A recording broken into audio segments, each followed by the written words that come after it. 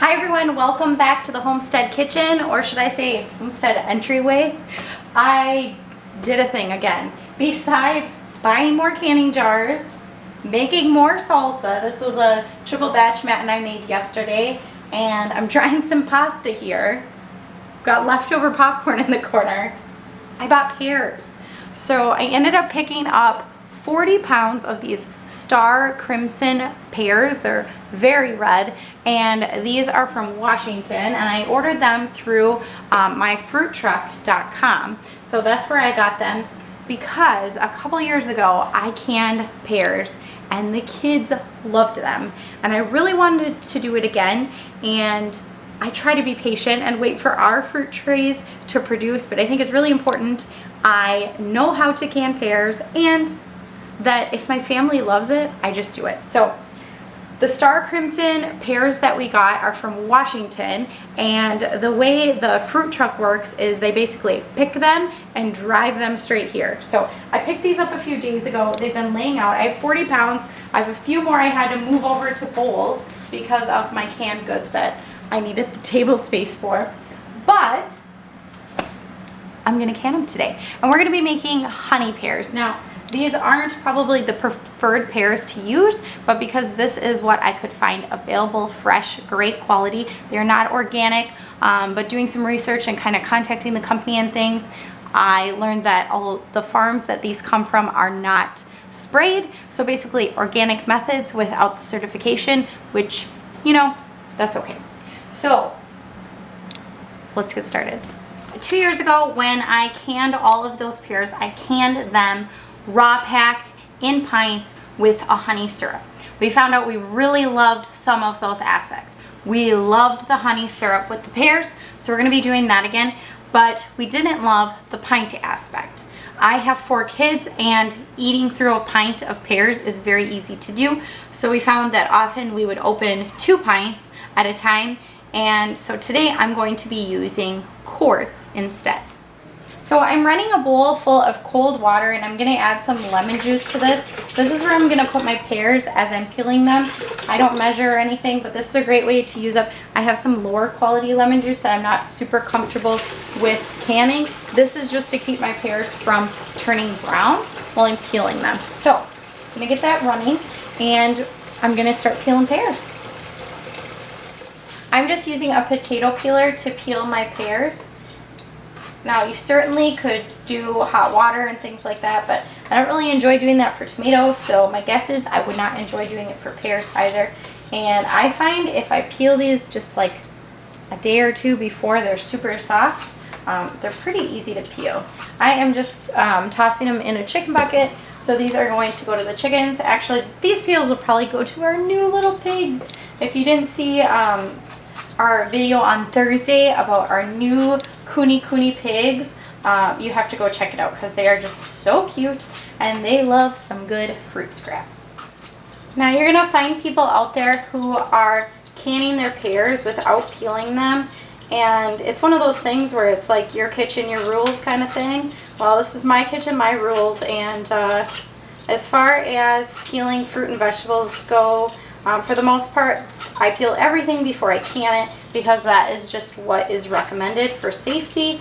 Although proper canning, you're going to get rid of most bacteria in your food, there's still a greater chance that you're going to have bacteria in your jars and just gross and yucky stuff that you don't want to. So right now I'm just peeling them, and then I will cut them after.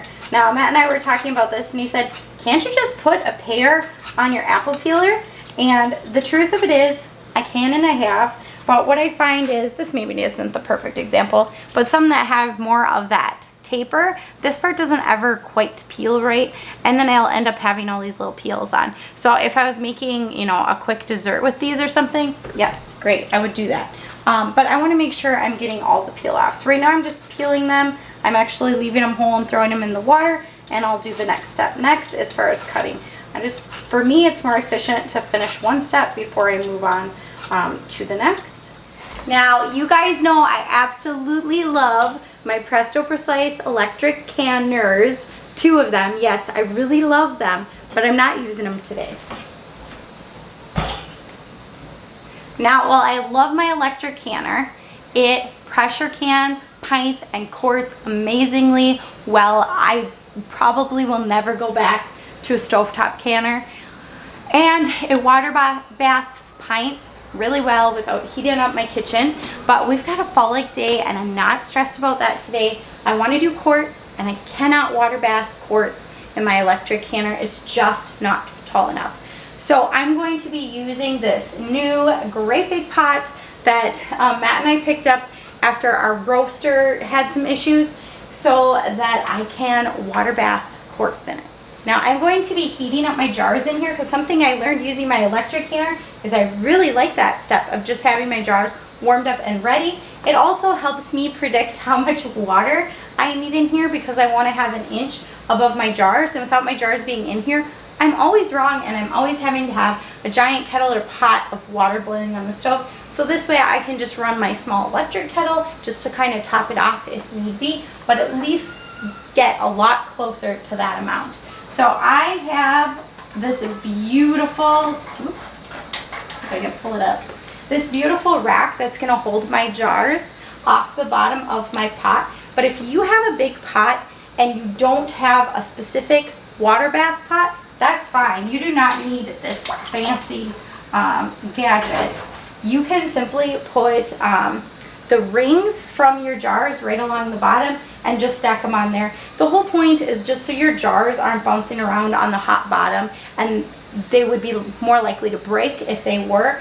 I did use a towel back when we first started canning, and I don't use that anymore. I don't know if there's any good, bad. I don't know. You guys can leave comments down below if there's any good or bad about doing it that way. But that is what I would do. But rings, they work well. If you're canning, you already have them anyways.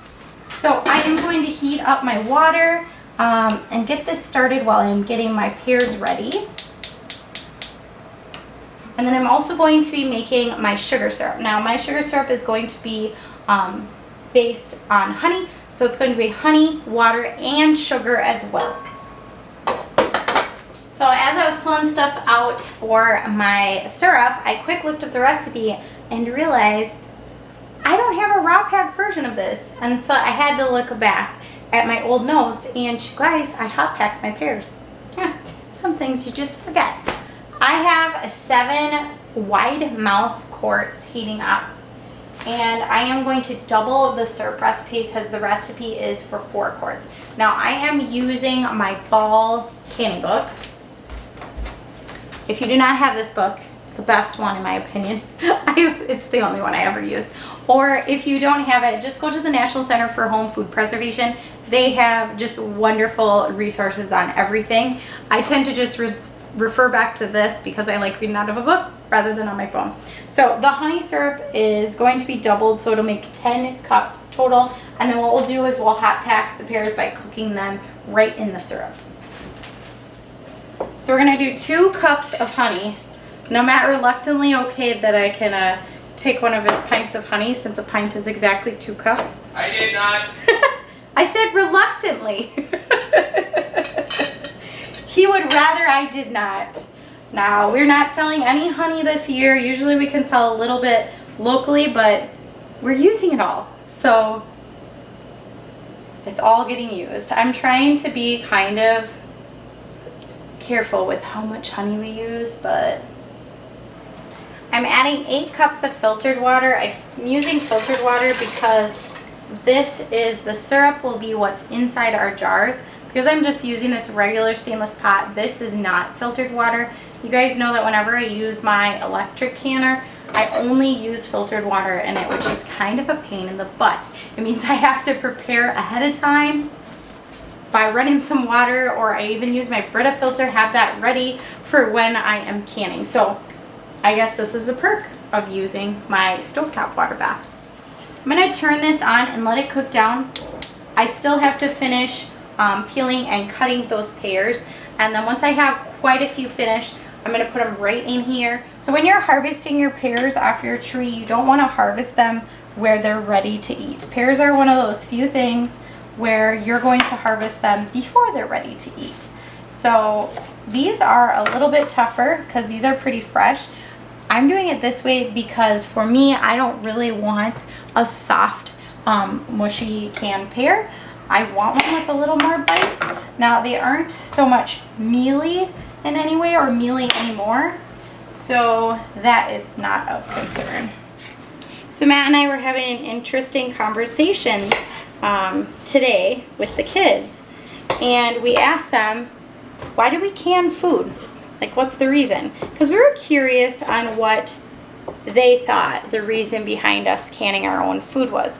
And it was interesting because I think there's a lot of talk the last 2 years around fear.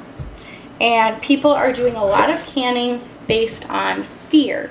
Fear of something bad happening. And, well, I think that's all good and probably valid to an extent. I don't want to live my life that way. So that is certainly not why we can. And I was relieved when my kids said their answers that none of them were like, in case the world runs out of food or something, just from that fear aspect. But their answers were still interesting to me because one of them said, we can food because it tastes good. And I was like, okay, valid, I agree. I think canned food tastes good, especially just kind of preserving the greatness of the harvest. But there's probably certainly some boring things about canned food too. Another one of our kids said, because it saves money. And I was like, okay, also valid. And there was definitely a point where Matt and I canned food because it saved money. Okay, sure. And then lastly, the other kiddo said, because it's healthy. And it was just like, yes, there we go. Okay, we're slowly getting there. So Matt and I started canning out of tradition, completely out of tradition.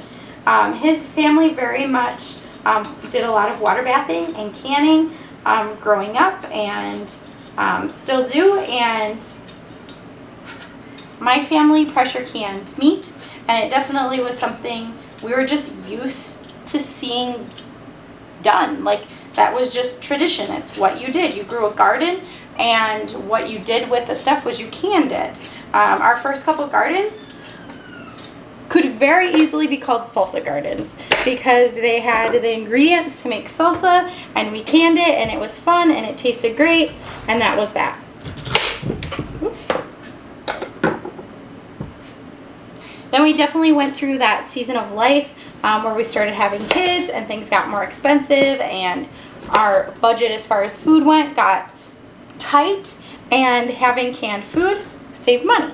So there definitely was that aspect. Now, I think when you're canning, I'm buying pears. I don't think this is saving me money. I can certainly buy pears a lot cheaper, probably already canned, which would also save me time. Now, over the last few years, Matt lost his mom. And after that, I think our lives changed quite a bit. Now, we very much focus on health, living in the moment, and planning for the future kind of thing. And while I know someone could argue that that certainly sounds fear-based, and maybe to an extent it is, I think Matt and I just both want our kids to be prepared for anything. We want our kids to know how to do things, how to provide for their own families, how to continue growing. We both very greatly believe that just the way our food culture has changed so much, just pretty much since our childhoods, has probably been detrimental to the earth. And for us, we just think this is a healthier alternative kind of for the world. And, you know, just not using pesticides and sprays and things like that. And we are by no means perfect in that aspect. In fact, we're very far from where we would like to be. But we also have to balance, you know, our other things. And in our minds, this is a way where we can feed our family healthy food and, you know, not spend an arm and a leg to do it and feel good about it. Just kind of have that pride around it. So while I know you could argue that just kind of our health aspect is kind of fear-based, for us, we don't really feel it that way. We just want to give our kids the best opportunity we can. And it does make a difference. I really do think it does. Anyways, that's why we can. So maybe it's not just one reason, but a few. All right, so I've got my water bath ready. I've got my syrup ready. And I've got a bunch of pears peeled, cut, and ready to go in. So I'm going to cook about 1 layer of these pears for 5 minutes right in the syrup. So what I do is I'm just using a slotted spoon to get them out of this cold lemon water and right in to the syrup. Alright, so it's been 5 minutes. So I'm going to take these pears out. Again with the slotted spoon, and I'm just putting them straight in a bowl just because I don't have a ton of workspace right here. And before I do anything with these pears, I'm just going to start my next batch right in the syrup. Now with those ones I took out, I'm going to get them jarred up in these nice warm jars. So I filled these full of water. I'm dumping a little bit back in. Because remember, we're going to want the water to be an inch above our jars. And then I'm just saving this water just in case I need something hot real quick. It'd be a lot quicker to heat this up than water that isn't hot. So as you can see, I already have a couple jars going, but I'm putting my pears in. Now I cut them pretty small, so I'm not able to kind of go every other like I would if I did halves, kind of like back when I did peaches. So I think I am going to, I think I am going to do that for any more pears I cut. I think I'm going to cut them a little bit bigger. All right, I noticed that a batch in my syrup tended to be about a jar. I do have some here that aren't quite full, so I will be topping those. I will be topping those off with more pears. So like this one, you could tell isn't full. So the headspace on pears is 1/2 inch, which just means where this band is, I'm sorry, where from the top, 1/2 inch. So usually that's this middle marking here. I do have my handy doodad canning headspace and bubble getter outer thingy that I can measure the headspace to. Yeah, this one's gonna be really shy. Now the reason I'm thinking of cutting them bigger is they kind of naturally are packing themselves down really tight together, and I'm a little concerned that I'm gonna have trouble with getting air bubbles out, that there's gonna be so many spots where they're just stuck together. So, note to self. I've got my pears in their jars, 1/2 inch headspace. Now I'm going to add that syrup and keep that same 1/2 inch headspace. Now, I am going to need to do some serious debubbling. There are so many nooks and crannies in these. I might add a little extra just because I'm expecting it to go down when I do that a little bit. Just kind of get all those bubbles out. Look at the pears pop up. We're repacking these jars. I certainly fit a lot more pears in a jar doing it this way. All right, I think we're good. Clean my top off, and I'm gonna put a flat and a ring on.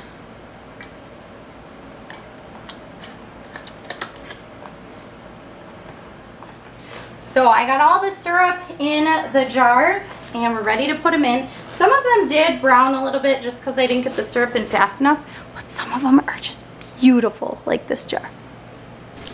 I don't know if you saw that. But they definitely have more than 1 inch above. So we're gonna actually take some water out.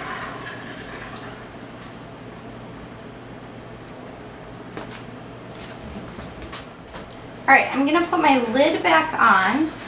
And now it's important that I don't set my timer until I've got that rolling boil again, because just having the top off and putting these pears in, even though I tried to keep the jars hot, even though I tried to keep the pears and syrup and everything hot, it does cool down the temperature in here. So it's gonna take a little bit for it to come back up to a boil. And then I'm going to set my timer for 25 minutes per the National Center for Home Food Preservation. I don't know if you can see that one. So that typically means that my jar was not warm enough, my pears weren't warm enough, my liquid wasn't warm enough when I got it in. I tried my best to just do that as quickly as I could, but frustrating. All right, so it is what it is. It probably means my jar is broken on the bottom, and when I lift it up, everything's gonna come out. But for now, the water in there kind of keeps it contained within it. So setting my timer, and we have 6 jars. So it's been 25 minutes. We definitely have a broken jar. We have a few pears floating around, but it is what it is. Canned this year, and of everything, we've had 2 broken jars, and neither were with the electric canner, which it makes a lot of sense to me because those jars always stay warm. So instead, I broke one here when I was doing a water bath in here, and I broke one. I just realized I have to let these sit. It's been a while since I've done a water bath. So typically after you take the cover off, you set a timer for 5 minutes, and 5 minutes starting now. That way we just don't have that drastic change and break a jar while I'm taking it out. So second jar to break of the year. The other one broke was a jar of pickles. It was when I was doing the low temperature pasteurization, and I got the water a little too hot before I got the pickles in, and the jar had cooled down. So it's almost always user error. So if you've never seen a jar break, I will show you what it looks like. So most of the pears in the jar, but the second I lift this up, I can kind of drag it, they're all falling out. So it just breaks the bottom. It's kind of crazy. Now this could certainly happen if you have some imperfections in your jar, but most likely I just let it sit too long. Oh. But I couldn't see any glass. Oh, you can't see it? So that's the thing. Matt was saying, wait, can we eat those pears? And theoretically this was a nice clean break. We could, but just with the chance that there might be glass in here, I'm not going to feed this to my family. I'm kind of okay feeding it to the chickens or the pigs. I'm not too worried about that. I'm definitely going to dump this out before I start the next batch. Alright, so I'm done with all the pears, and I ended up getting only 2 water bath canner loads full. So it would have been 14 quarts. That one broke, so it ended up being 13 quarts, which is a real bummer because when I had checked the National Center for Home Food Preservation, the estimate was going to be 24 quarts, and when I checked my ball book, it was closer to 21. So I know my kids and I ate some of the pears fresh, not a lot, and I would say I really packed them well, and that's why, but some do look like they're packed pretty well, but others definitely have some space. So I'm not really sure why that was, but I'm happy that they're all done, and it's getting kind of late at night, and I don't know that I would have wanted to stay up for another run anyways. I did end up with about 1.5 pints left over of pears, and since I had exactly 2 water baths full, I wasn't going to run a third one for just that amount. I did think about getting my electric canner going once I saw I didn't have quite enough, but I did not do that. So those just went in the leftover syrup in the fridge, and we'll eat them up shortly. And then I did have some syrup left over as well, so I saved that because it had our honey in it. I didn't want it to go to waste, and I'll probably just make drinks or things with it.